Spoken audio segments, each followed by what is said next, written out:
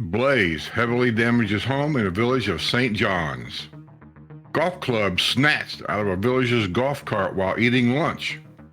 Villagers suddenly discover they have the wrong shingles. A villager claims his estranged wife is trying to sell a home out from under him. Driver arrested after driving his Cadillac into a pond. Evicted daughter arrested after forcing her way into her mother's home in the Villages. Out of compliance home facing a lawsuit of over $24,000. This and more coming up.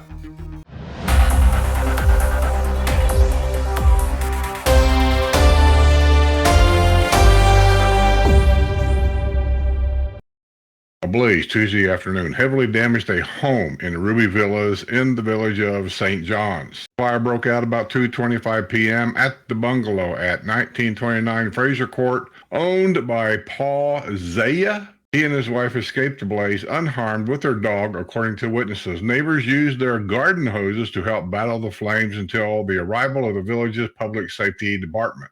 A construction crew had been building an addition to the home and were working when the fire broke out. Yellow tape cordoned off the home, which sustained heavy damage. Zoya purchased a home in May of 2022 for $531,600. The couple moved to the Villages from Chicago suburb. That's a shame. It really is. I don't care who you are. The price of the home to me doesn't mean anything. It's your home. It's your retirement home. And you work whole life, you make these plans, you think you find a perfect place to retire, you come down, you get your house, all the work that goes into the house, getting it upgraded, which apparently they were adding on to this house, get your furniture bought, and then it gets on fire. By the time you see this video, this fire actually happened probably close to 2 weeks ago. I'm running behind on a lot of this. A Summerfield man was arrested after allegedly stealing a woman's electric bicycle. John Paul Sterniola, 56, was arrested Monday by Sumter County Sheriff's deputies on a charge of grand theft. He had been caught on surveillance camera when he stole the e-bike from the woman's workplace. The woman said she had arrived at work at 2:30 p.m. on April 12th and chained the e-bike to a table outside the business. When she got off of work at about 10:20 p.m., she discovered that her bicycle and her helmet had been stolen. Sternialo has numerous convictions for theft and burglary, the report noted. After he was taken into custody, he was booked at the Sumter County Detention Center on a $15,000 bond. A man clad only in red boxer briefs was found sleeping in the trunk of his car. Let me read that again. A man clad only in red boxer brief was found sleeping in the trunk of his car. An officer found 39-year-old Todd Matthew Curry curled up in a fetal position and sleeping in the open trunk of his car at 7:46 a.m. Saturday while the vehicle was parked in a parking lot of a closed business in the 100 block of Old Dixie Highway. According to the arrest report of the Lady Lake Police Department, Curry was wearing only a red boxer brief, the report said. The officer ordered Curry, who has a long history of arrests, to put his pants on. Curry was fidgeting and had trouble slipping his leg into the pants. He admitted he had been using methamphetamine. The officer searched the trunk of the car and found a piece of foil that contained a clear wrapper holding 0.3 grams of methamphetamine. Curry was arrested on a third-degree felony, charged with possession of methamphetamine. He was booked at the Lake County Jail on a $2,000 bond. I've always heard that. I'm not a drug specialist whatsoever, that methamphetamine makes one feel hot. And so if you see a golf club was snatched from a golf cart while a couple was eating lunch at the Colony Plaza in the Villages. The couple was eating at Beef O'Brady's at about 2 p.m. Monday when someone entered the restaurant and called out that the thief was out in the parking lot and he was stealing golf clubs from golf carts. The couple went out to check their black club car golf cart and found that the Merchants of Golf Tour XMG23 driver, valued at $200, was missing from his bag. 2 golf bags had been loaded in the back of the golf cart, but had a cover folded down over one of them. The witness told the sheriff's deputy that a young white male grabbed the club from the golf cart and ran back to a gray Honda passenger car parked about 5 parking spots from the golf cart. The man with the club got into the passenger side of the vehicle, which left the parking lot. The man who snatched the golf club is believed to be between 15 and 20 years old, about 5 feet 6 inches and 5 feet 9 inches tall, and weighing approximately 160 pounds. Captain Robert Seymour, who serves as district commander for the villages, frequently warns residents about the dangers of becoming victims, crime of opportunity. I've been preaching it for years on here. He contends that because the villages is a very safe community with a low crime rate, residents can be lured into a false sense of security. He advises it can be risky to leave valuable items in golf carts or unlocked cars. These can be looking for unsecured valuables and will frequently target golf carts and unlocked cars. Many times they'll walk through parking lots or around the squares and just try door handles. I've been preaching for the longest time about people coming to what they consider to be a retirement community, up to which this one is, but it's not like the retirement community you might be thinking. And so I'm always telling people, don't let your guard down. And don't assume that everything in here is perfectly safe because you've heard the word the bubble many, many times. The bubble bursts, and every now and then people lose. An engineer is recommending adding stop signs to an intersection at Brownwood. Oh, I was wondering when this was coming.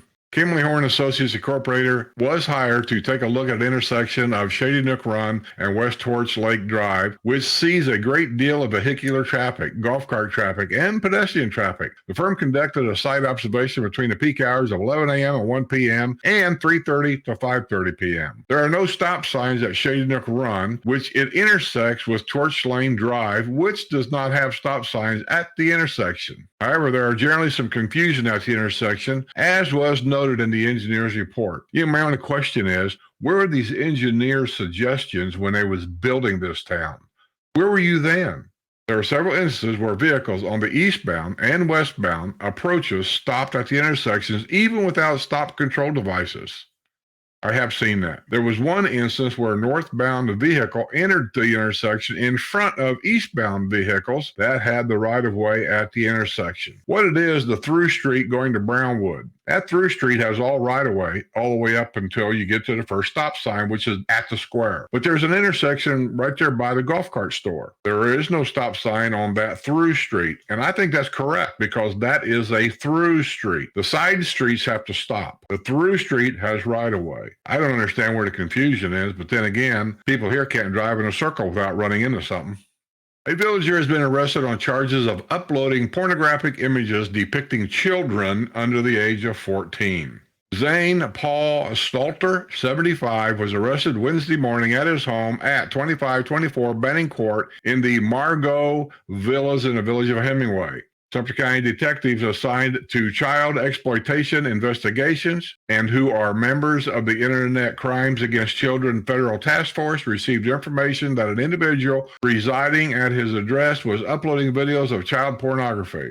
Most of the videos depicted children under the age of 14. After an extensive investigation, probable cause was developed to obtain a search warrant. Stalter is charged with 12 counts of possession of child pornography. Due to the amount of videos, his charges were reclassified as second-degree felony. He was booked at the Sumter County Detention Center on a $180,000 bond. Stalter and his wife purchased their home in the Villages in 2008. Well, I guess you'd be putting that house up for collateral.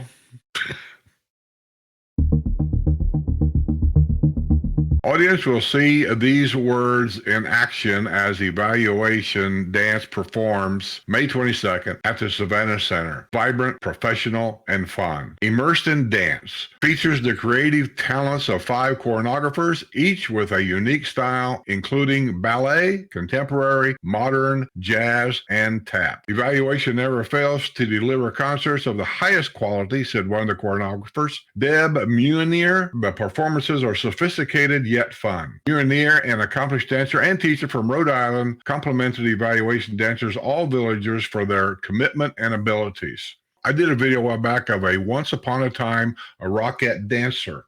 And when she came down here, she wanted to start a tap dancing club. If you haven't seen that video, go back and look for it. It's very interesting.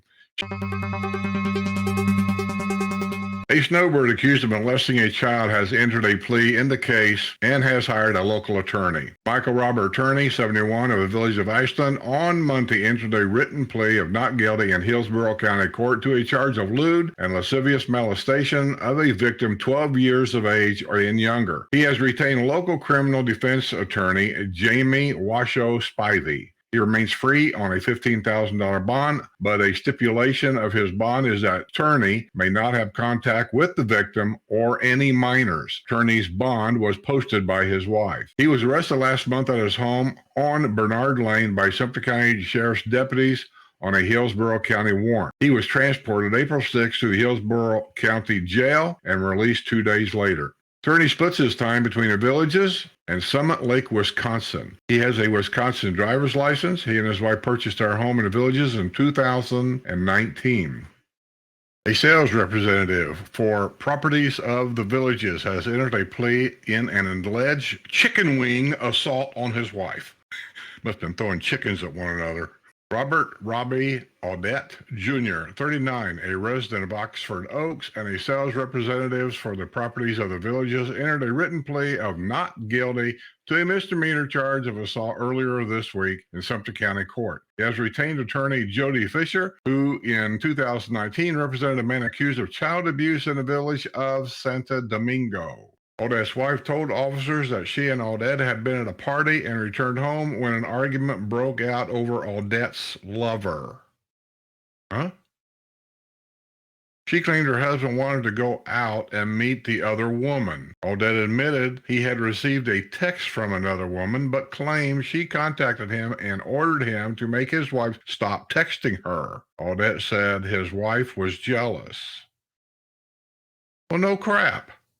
You're an idiot. I'm not reading any more of this story. I mean, I don't care how old you are. You're an idiot. Susan Bears of the village of Hemingway is tired of looking at her neighbor's languishing remodeling project. She spoke out about the issue Thursday morning before the Community Development District 7 Board of Supervisors meeting at Seabreeze Rec Center. The home remodeling project has languished for a long time, and there is Lowe's home wrap on the exterior of the house located at 2577 Dunbar Avenue. This type of view is not what we expect to see in the villages. Well, I'll shut up.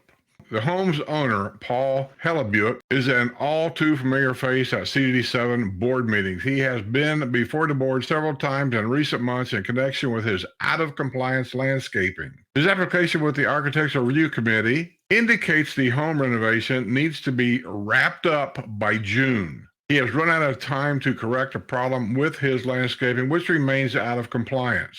Hellebuck, who purchased a home in the village of Hemingway in 2021 for $319,800, pleaded for more time from the CDD7 board. He said he wants to work as a team. However, supervisors were in no mood to provide an extension considering their previous leniency. While CDD7 board officially took no action Thursday with regard to Hellebuck's property, supervisors held out the possible carrot that fines could be forgiven if he quickly addressed the situation. If you get this done, we could waive the fine, said CDD7 board chairman Jerry Vicente. You need to jump on this. That's the deal that they're offering you there. He said he hoped the possibility would energize the homeowner to take action.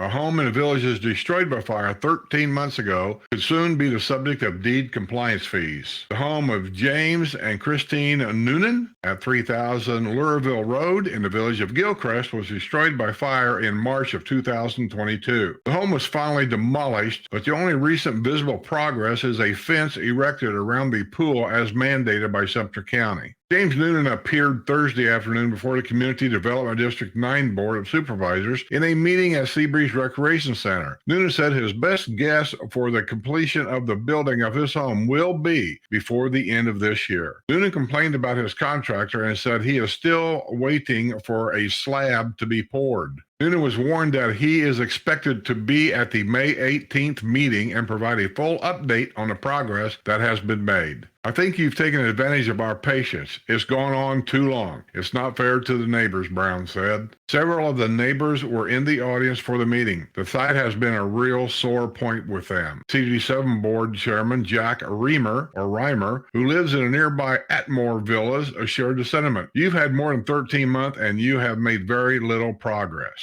I don't know what's going on there. I'm sympathetic to this because I've never lost a house because of fire. I know insurance companies get involved. I don't know what the problems are here. I have sympathy because there could be so many things going on about that house that we all don't know anything about it. A Community Development District 7 supervisor is calling for discussion of ending the anonymous complaint process. Supervisor Judy Ann Rutherford at Thursday's meeting at Seabreeze Recreation Center said she wants the board to consider the idea of no longer accepting anonymous complaints when it comes to deed compliance. I just want to put it out there for discussion. No, they don't. They're trying to make their job easier, and they're just trying to do away with it so that they don't have to deal with it. That's what it boils down to. That discussion will be put on the board agenda in May. If CDD7 moves ahead with the idea, it would be the third district in the villages to cease the acceptance of anonymous complaints. This past week, the Community Development District 2 Board of Supervisors held a public hearing and voted to stop accepting anonymous complaints. The Community District 5 Board of Supervisors was the first board to end the acceptance of anonymous complaints. It's a mistake. Why these people think this is a good idea is beyond me. Is it time to require registration of golf carts in the villages? What do you think? I don't like the idea of it, but I talked about this over a year ago. I said the day's going to come, the bigger the villages gets. We're becoming a pretty good-sized city now, not really a retirement community. Golf carts getting stolen, they can't trace them down. I can see a time to where several things are going to happen here. One, you're going to have golf cart registered, even if it ain't street legal. It's going to have some kind of a registration and identifying elements about it. Something they got to put in place. That's going to cost us some more money. How much? Who knows? Two, I can see where you're going to have either a Florida driver's license or, because law says 14 years of age or older, or a Florida golf cart permit to legally operate a golf cart because of all the silliness that goes on down here. I can see it happening. When? I don't know. Apparently, the Village Center Community Development District Board of Supervisors is preparing to look into the possibility of setting up a registration process for the estimated 60,000 golf carts in the villages. At least one official appears ready to be on board. Community Development District 7 Supervisor Judy Ann Rutherford previously lived in Peachtree City, Georgia, a golf cart community with a registration requirement. You can learn more about that at this link. Peachtree City issues registration decals for golf carts. It's a safety issue, Rutherford said. She added that registration decals are also very helpful for recovering lost or stolen golf carts. I don't see how that would help. You just take a razor blade and take the decal off. Yeah, I hate to see it. And as much as I hate to agree with this article, and I do, yeah, I can see where registrations are going to have to be a thing someday. Maybe not today, maybe not right now, someday. Residents of a villa community in the villages have suddenly discovered they have the wrong shingles, and it may be a costly mistake. Gail Bigelow appeared Thursday morning before the Community Development District 7 Board of Supervisors to explain the situation in the Growwood Villas in the village of Hadley. An anonymous complainer reported to the community standards that Bigelow does not have the proper collar shingles on her home. Bigelow attempted to secure retroactive approval from the Architects Review Committee, but was denied. I've talked about this before. Please, when you guys watch this, if you live in the villages, take this information that I give you and pass it on to people that are new that don't watch my channel. I hate to see these people lose thousands of dollars for simply not filing a little bit of a paperwork. She hoped the CDD7 board would allow her to pursue the petition process. No, they won't. I've never seen them do it yet. You snub your nose at them, and they take that very serious. Bigelow said that when she purchased her villa for $260,000 in 2020, it was her first foray into the deed-restricted community. She said she hired a reputable roofer who seemed to understand the process. Her neighbors, James and Bonnie Dockham, are in the same boat with the same shingles. Bonnie Dockham said her new roof had been in place for a full year before the complaint was lodged. Nobody new has moved in, so we don't know who it is. And that's the way it should be. Because if you did know who it is, you're going to hate that person and you're going to want to start an argument and a fight. She and Bigelow indicated that other neighbors have the same illicit shingles, but apparently haven't been turned in yet. See, this is the thing that happens. I don't understand it. I'm just telling you. People live in a neighborhood. They all moved in together, basically. They all know one another. Somebody does something wrong. I like George. I like Alice. They're nice people. I don't say anything. He dies. She moves back up north to live with her daughter. The house goes up for sale. Somebody buys it. They're generally a younger generation that moves in. People in the neighborhood now, they kind of look at him with a crossed eye and decide, I've never liked that shingle on that house. I didn't do it because I like Barney, but Barney's dead, so I'm turning it in now. And that's what happens. And if you buy a house in the village as a pre-owned home, make sure all the upgrades outside the house. Inside the house, you don't need ARC permission. You can paint it purple inside if you want to. Outside the house, anything outside the house has got to have ARC permission. If it's a painted driveway, find out if that driveway in your neighborhood had to have ARC permission. Some neighborhoods don't require it at all. My neighborhood does not require that. Some neighborhoods, like villa neighborhoods especially, they have different rules. They may require it. And if they do require it, make sure that driveway was approved before you put your name on the dotted line. It'll save you a headache, I'm telling you. I feel like I'm talking to myself. The Dockhams estimated it would cost $12,000 to redo their roof with the proper shingles. Supervisors were sympathetic, but weren't ready to support the petition process, which would essentially bypass the CDD7 rule. The bottom line is you have to get ARC approval for everything on the exterior of your home. Not knowing is not an excuse for not obeying the rule, said CDD7 Board Chairman Jerry Vicente. Property Owners Association President Cliff Weiner, who served on the ARC for several years, noted that it's getting harder to get the same exact shingles as manufacturers phase out and update colors. That is true. When we had the hurricane come through, I think I explained this before, I'll do it real quick. I lost like 20 shingles, and I didn't want to wait 6 weeks, 6 months for a contractor, because everybody that lost shingles, it was a list, a contractor to replace your missing shingles, even under warranty. I didn't care about warranty. So I went over to the one and only place that sold shingles for all the houses here, and it's not Home Depot, and it's not Lowe's. Outlet over in Leesburg behind the shopping center. I don't even know the name of it.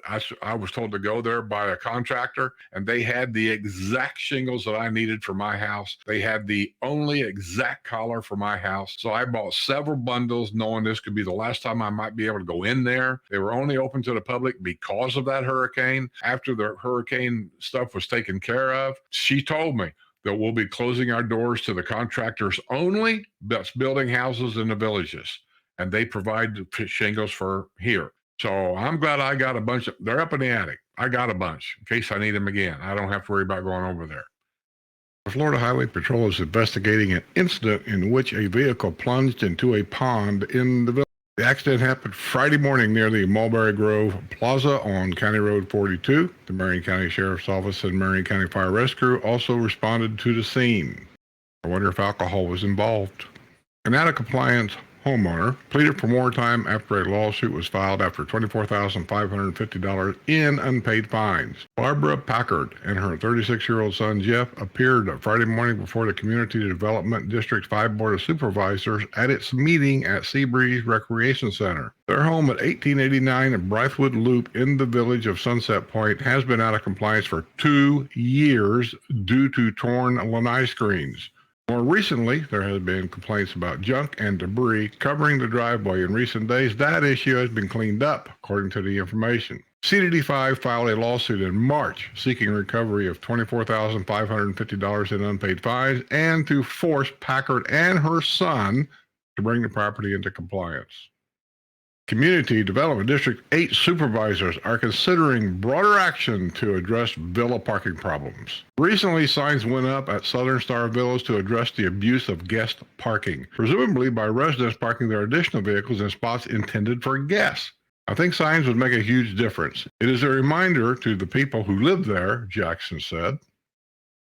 Supervisor said it might be time to consider putting up signs rather than addressing villa concerns one request at a time. I see this gaining some momentum here, said Supervisor Dwayne Johnson. Maybe we could deal with this across the district.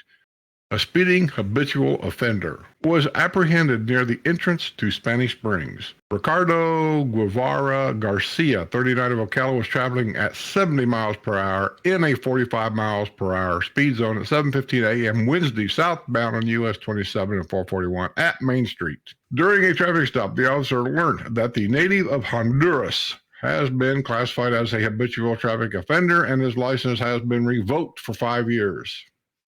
He was arrested on a third-degree felony charged by driving while license suspended. He was booked at the Lake County Jail and released after posting a $2,000 bond. A villager who got pinned under his golf cart after a crash last year near the village's golf cars, who will lose his driver's license as a result of sentencing on a charge of driving under the influence. Are you as curious as I am? How do you end up underneath the cart? Edward Poor, 63, who lives in the Ingleside Villas, pleaded no contest last month in Sumter County Court to a DUI charge. In addition to losing his driver's license for 6 months, he has been placed on probation for 1 year in order to perform 50 hours of community service. The native New Yorker crashed his gold Yamaha golf cart and was pinned underneath at about 10 p.m. April 20th, 2022, near the village's golf cars in Brownwood. A witness who saw the crash was able to get the golf cart off of Porch, who had been traveling alone. There were tire tracks leading up to the village's golf cars, and it appeared he'd struck a window. Porch was bleeding profusely from a deep laceration on his top lip. He had another laceration on the tip of his left nostril, as well as road rash on his right lower forearm and forehead. A villager claims his estranged wife is trying to sell their house out from under him. A motion is to be heard this week in Sumter County Court in which 74-year-old Brian Lynn Yarborough claims his wife has contacted a realtor about selling the couple's home at 2919 Brady Court in the village of Sanibel, which they purchased in 2012 for $396,100. The home, which is listed in both their names, is located on a cul-de-sac and has a swimming pool with an enclosed birdcage.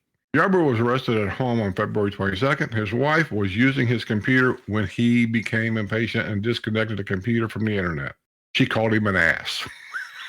He grabbed her by the wrist and shoved her.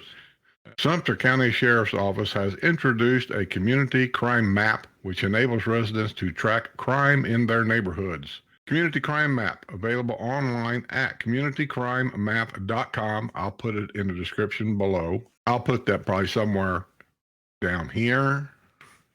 It analyzes crimes data and allows citizens to review crimes that occur in their area. Citizens can even sign up to receive alerts about certain crimes that have occurred at specific locations, such as their residence, workplace, and or child's school. Community Crime Map automatically syncs with the Sumter County Sheriff's Office system to keep crime information updated daily. I'm signing up for it. Out of privacy concerns, certain crimes will not be displayed, for example, sex offenses, child abuse, and homicides. If my neighbor gets murdered, I'd like to know. Additionally, due to Marcy's Law, certain crime locations have been offset to protect the identity of the victims of crimes, said Undersheriff Pat Breeden. This is just a part of our ongoing effort to keep our citizens informed about what's going on in our community. Well, unless somebody gets murdered, we can't post that. Imagine not having clean underwear or new, sturdy shoes to wear to school. Fortunately, that's the situation facing too many children living in poverty in the Ocala National Forest. In conjunction with this annual sneaker drive, Friends of Sozo, S-O-Z-O Kids is launching its Undies Drive with the goal of collecting 1,000 packs of new underwear for children ages 5 to 18, plus at least 400 sports bras, training bras, to teen extra large. Donations will be collected between 10 a.m. noon on Saturday, April 29th at 2 drive-through locations: Everglades Recreation Center, a picnic pavilion, Oxford United Methodist Church at 3906 East County Road 466 next to the Wawa station. A new Hobby Lobby store is on track to open later this year in the Villages. The 55,000 square foot store is under construction at Buffalo Ridge Plaza. Longstanding real estate partner David Emelhovic at Katz and Associates worked with Hobby Lobby Matthew Abnett to secure the location in Buffalo Ridge Plaza. The new store in this fast-growing community is exciting for Hobby Lobby and their customers, said Emelhovic. A snowbird has been allowed to take a 6-hour online anger management class to avoid prosecution in a golf cart road rage incident. Let me read that to you again, the last part of it. In a golf cart road rage incident. Frank DeLito, 62, who was staying in the Kelsey Villas in the village of Dunedin, pushed a woman during an altercation on the evening of January 5 after he apparently became enraged because he thought a pair of golf carts had been traveling too slow, according to the arrest report in Sumter County Sheriff. Oh, I remember the story now. A couple had been traveling in two separate golf carts in the Quartz Avenue area of the village of Dunedin. They were passed by DeLito, who later slammed on his brakes and began following the couple. The couple stopped their golf carts in the middle of the road, and DeLito pulled ahead of them, used his golf cart to block the path of the other golf carts.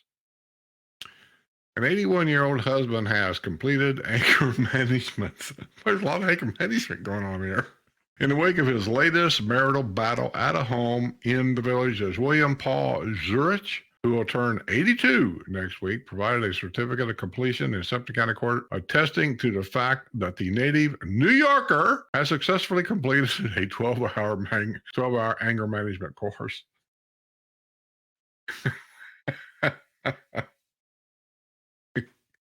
A patient who refused to leave the emergency room was arrested at UF Health, the village's hospital. Justin Lee Shock Aldrich, 33, of Lady Lake, was in ER bed number 15 early Sunday morning when he refused to leave, according to the arrest report.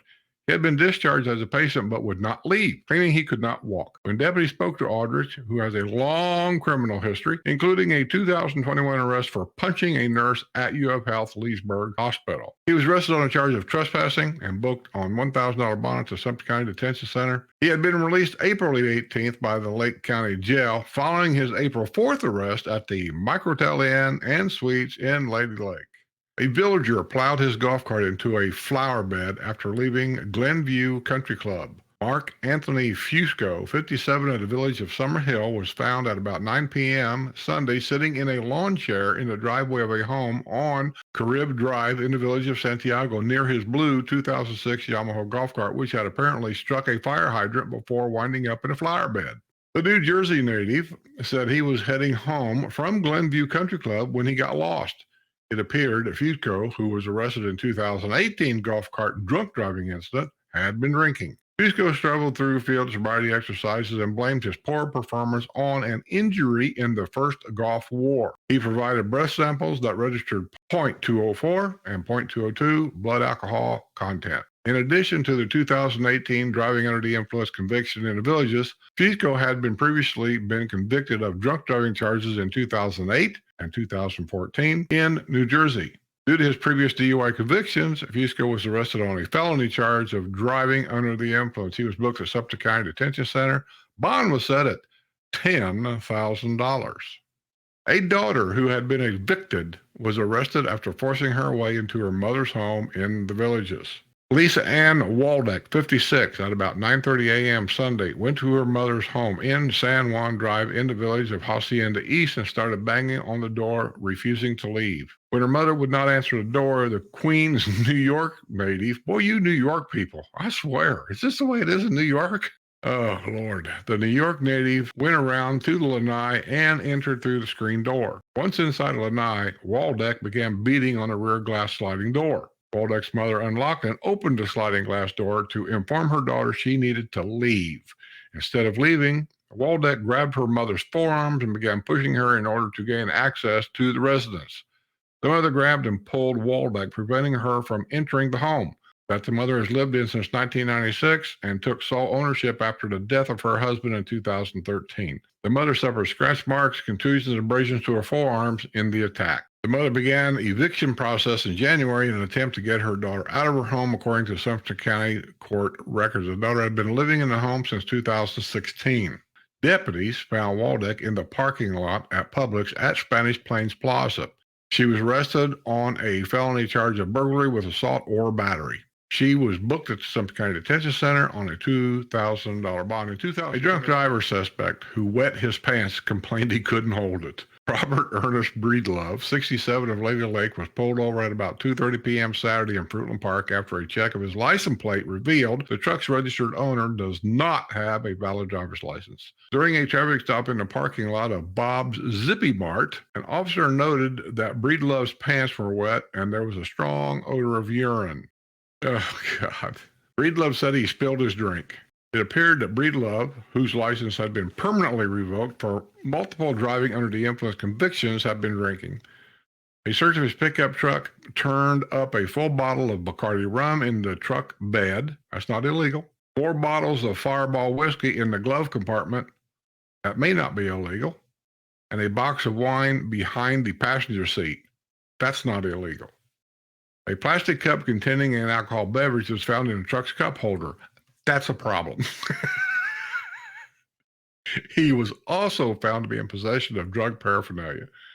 Breedlove refused to participate in field sobriety exercises and also refused to provide a breath sample. The Dayton, Ohio native was arrested on charges of driving under the influence, driving while license suspended, possession of drug paraphernalia. During a trip to the Lake County Jail, Breedlove admitted he had urinated on himself in his truck because he couldn't hold it. He was booked out of jail on $31,000 bond. Is it just me, or are you guys noticing that Lake County and Marion County, when it comes to these DWI charges or DOA charges, that the bonds are set much higher?